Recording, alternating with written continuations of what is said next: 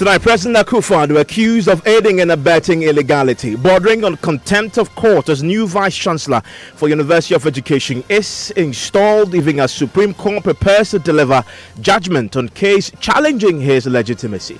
So the stakeholders have acted within the confines of the law to ensure that the university has a substantive leadership in place to help it achieve the goals for which it is established.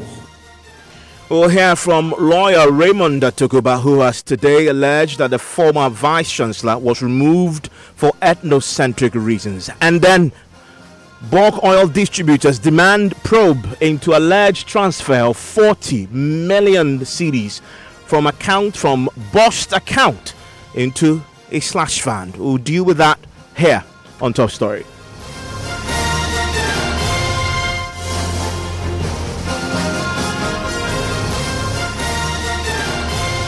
This is Top Story with Evans Spencer.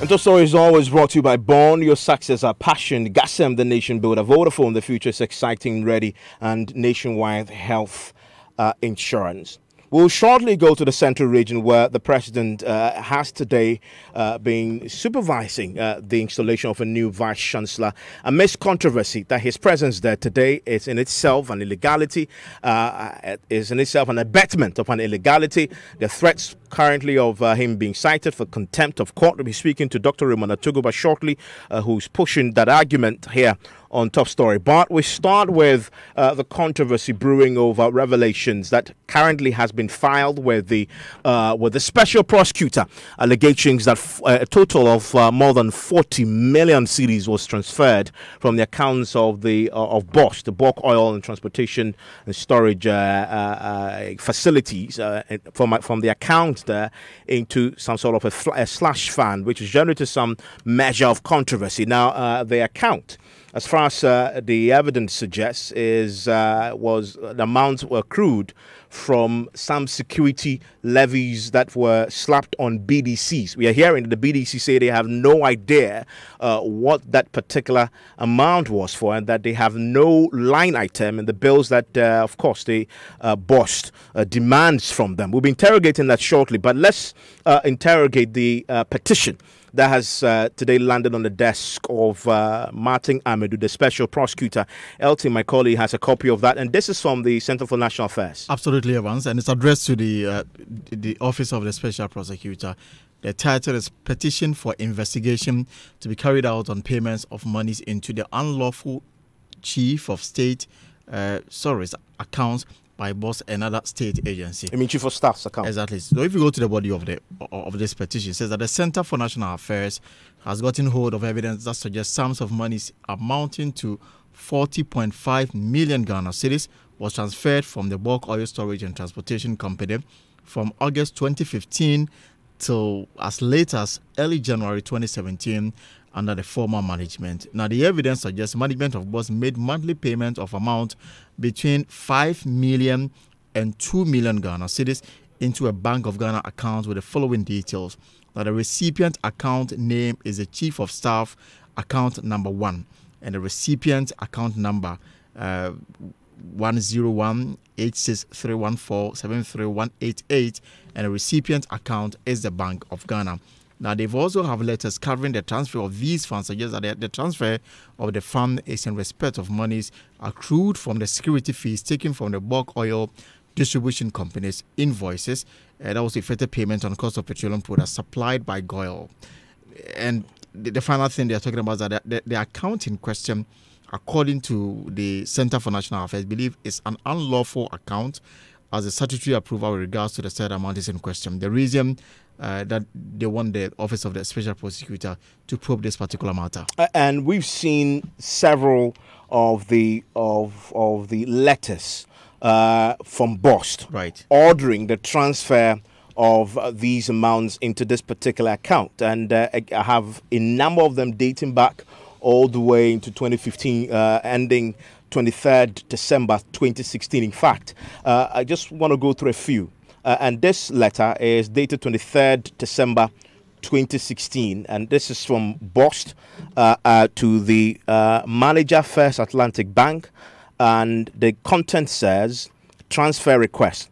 We would be grateful if you could transfer from our Bost SPR trading account number 0011291101,075 an amount of 3 million cedis into the account details below, which is the account that you have detailed, Elting, but it bears the name Chief of Staff's Sundries account number 1 at the Bank of Ghana.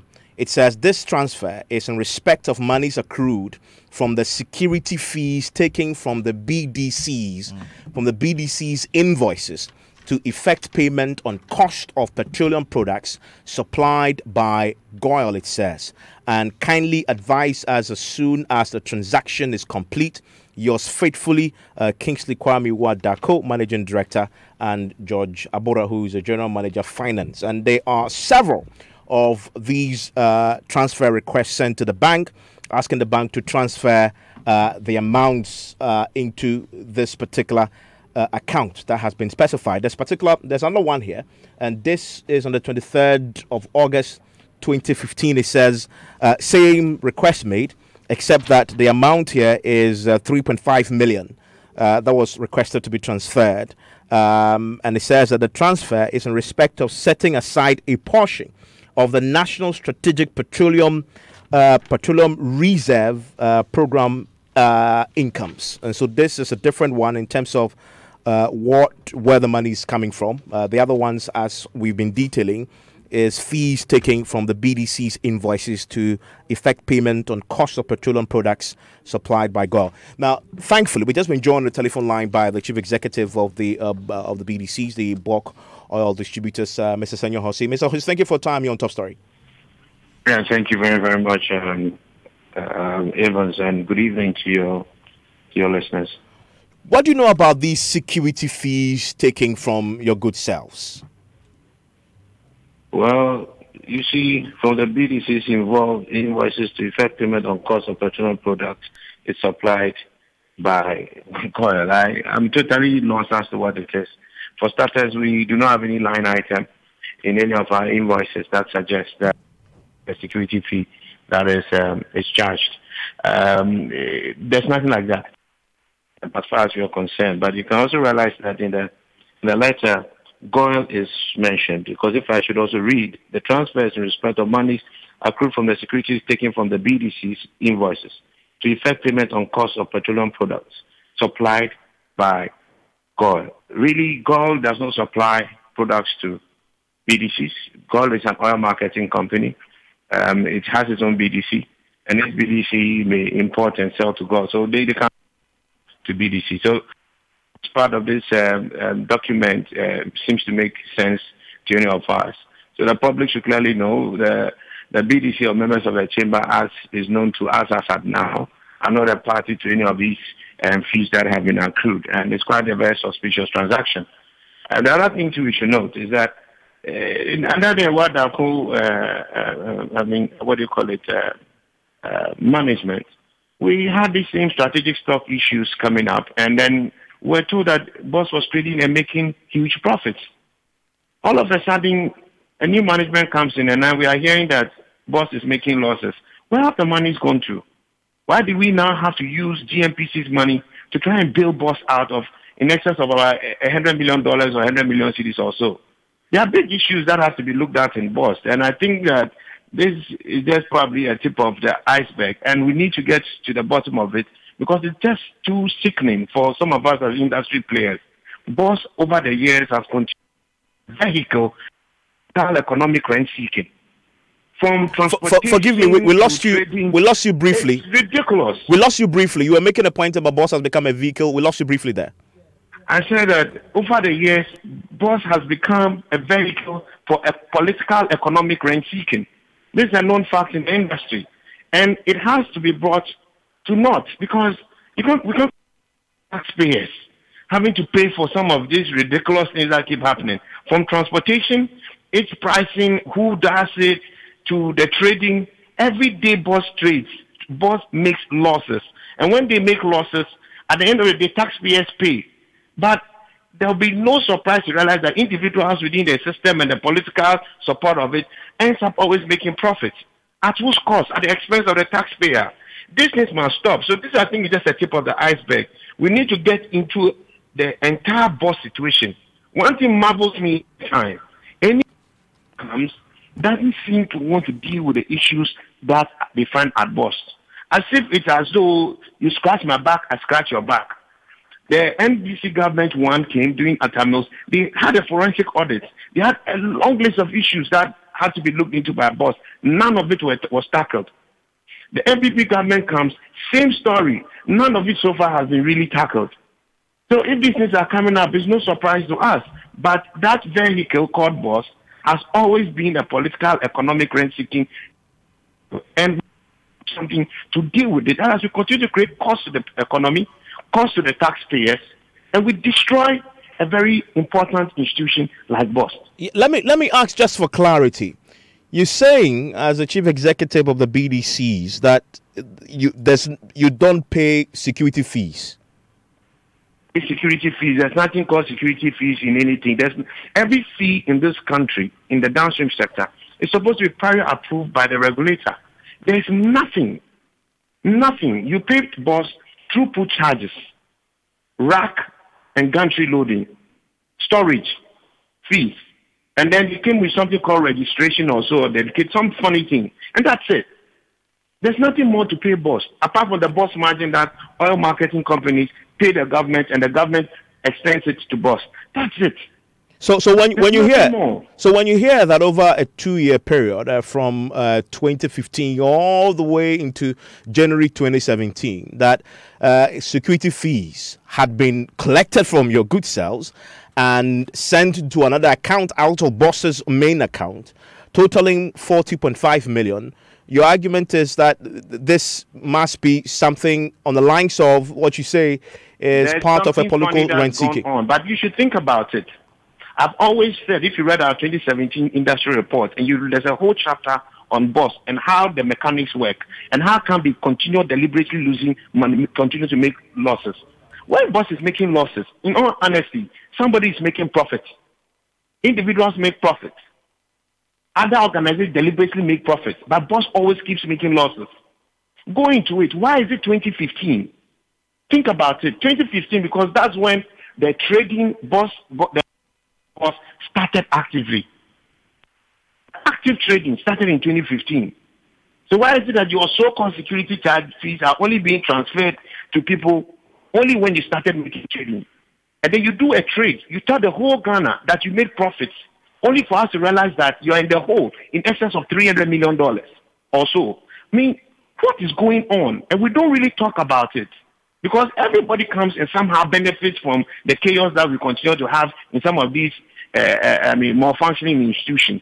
So it is important that this matter is dealt with to the latter. It stinks. From what we hear, a petition has been forwarded to the special prosecutor. Is that enough? Well, that is just one step. But I think the problems our BOST are big. They are huge. We've had product losses.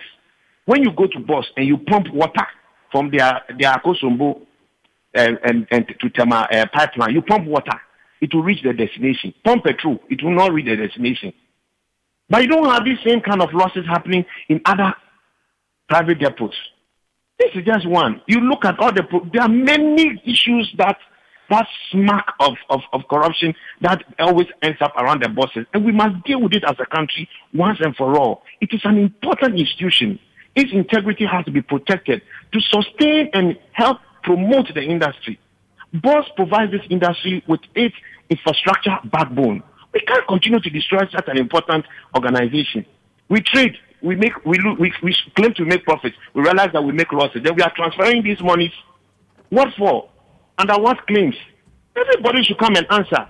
There's no sense of accountability in this country, and that is what is destroying us. So if it's coming up, we should use this opportunity to look into the thorough problems of BOST and cure it.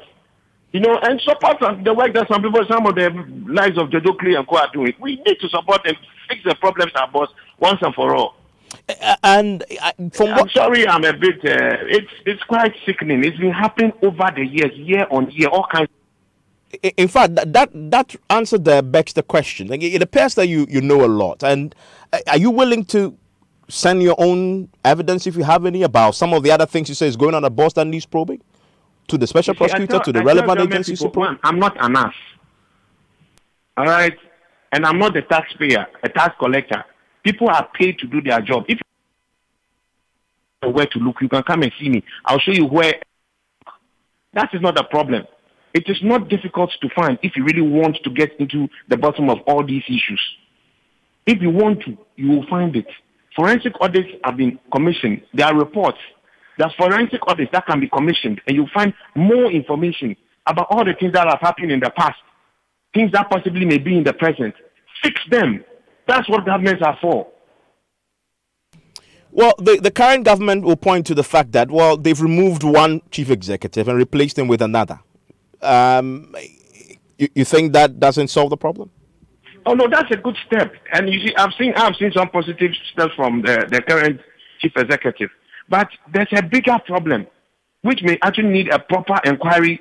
I mean, a proper body to thoroughly look into Boss. And it has to be apolitical.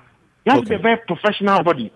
The thing about Boss is that everybody gets involved somehow, so all politicians find a way to cover themselves every time. I see. So if you want to deal with it, get a very objective, non-partisan body to thoroughly look into the issues, all the issues that have to do with Boss, all these kind of issues. How do you send 40 million to a chief of staff's account? What were the basis? Why 2015? Prior to 2015, was there anything like that? No. So why did you start that in 2015? And you say it might have started because Boss started trading in 2015. My brother, if you want to make money in government, play anything that's called trading. Now explain to me when you say Tor was trading. You saw the losses that Tor had. When you say trading, break it down for me. What does that mean? When you say Boss started trading, what is it that they were doing differently? Boss started importing products under the strategic stocks. There were no real strategy. They were trading. They get people bringing products, they sell and pay. So if you keep selling and buying at high and selling at low, what will you make? Losses. That's how come you end up without an ability to pay your suppliers. Go into the books and see who was making the decisions. Why were those trading decisions made? Will people make those decisions if it was their own businesses? No BDC was making that kind of decision on his own. Why? Because they are private bodies. The kind of see and the kind of trading I don't in public institutions it's quite disheartening. Most of the BDCs you see today, the private ones that end up surviving and doing well. In all honesty, most of them are trained either at all or were trained or previously boss staff. When they are out, they work well. When they are in there, they don't work well. What is wrong? I'm grateful that you joined us, Senor Hosey. Senor Hosey is the chief executive of the bulk oil distribution companies, and you've just heard him there make the categorical statement that as far as he's concerned as the chief executive of the BDCs, there's no line item in the bills they get from Boss which reads security fees, and that he denies that they were paying these fees in 2015. They still don't pay the fees at all, and he wants an independent probe, a thorough one, into the entire affair of Boss altogether. Well, we'll probe that a bit more because, as you've been hearing, the Center for National Affairs have sent a petition to the special prosecutor. We can speak to the executive director of the Center for National Affairs, Samuel Lartey, is on the line with me. Mr. Lartey, thank you for your time here on Top Story. Thank you, Evans, and thank you for having me. Have you, your listeners too. Have you heard anything from the special prosecutor? Yes, we have received. We are about to receive a letter, of which we'll go for it tomorrow. We haven't yet received a reply as of now, but we will have it in hand by tomorrow. Okay. Did you listen to the chief executive of the BDCs? He just told us. I very well did. And I think his stance on the issue actually justifies our petition. Because from the documents that we've seen, the amounts, the 40.5 million, Boss argued that they got the money from security fees taken from the BDCs. The BDCs say there's no line item there. There's no bill. There's no line item in the bill with that tag, security fees. What do you make of that, based on all the documents you've seen yourself? So, I believe this actually goes to question the credibility of the whole account and the whole transaction that took place. We are looking at security fees being charged on BDCs, and here we have the CEO of Seaboard saying no security fees are being charged for this. But then since 2015, transfers have been made with regards to that to an account, which is the Chief of Staff Sundry's account, which was created at the Bank of Ghana. And we have these transactions being ongoing from 2015 up till 2017. And these are facts that are readily available. Now, if you are charging security fees, I believe the Chamber of Bulk Oil Distributors should be aware. But then now they are saying they are not aware, which goes to question the credibility of that account, the legality of that account, the lawfulness of that account. You have made huge sums, you have transferred huge sums of monies into these accounts, and the amounts involved are being the amounts are being said to be security fees. But once again, we hear from the Chief Executive Officer that these are not being charged on their people. Which raises a big question, which needs answers. Evans. And you have taken the decision to go forward with a petition. You heard the BDC's the chief executive say that is a good start, but it doesn't solve the problem. There's a bigger problem there that he believes.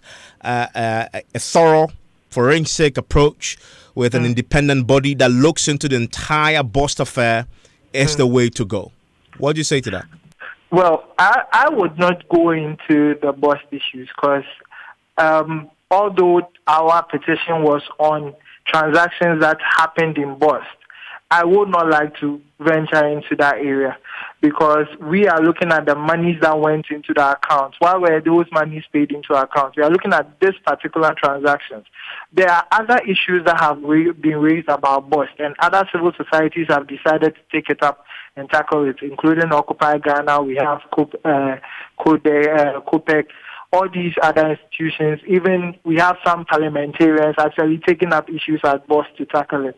So we believe there's a lot of eyes have been concentrated on the issues at Bost, and we believe the government should come out with some resolutionary measures to actually deal with the issues that go on there.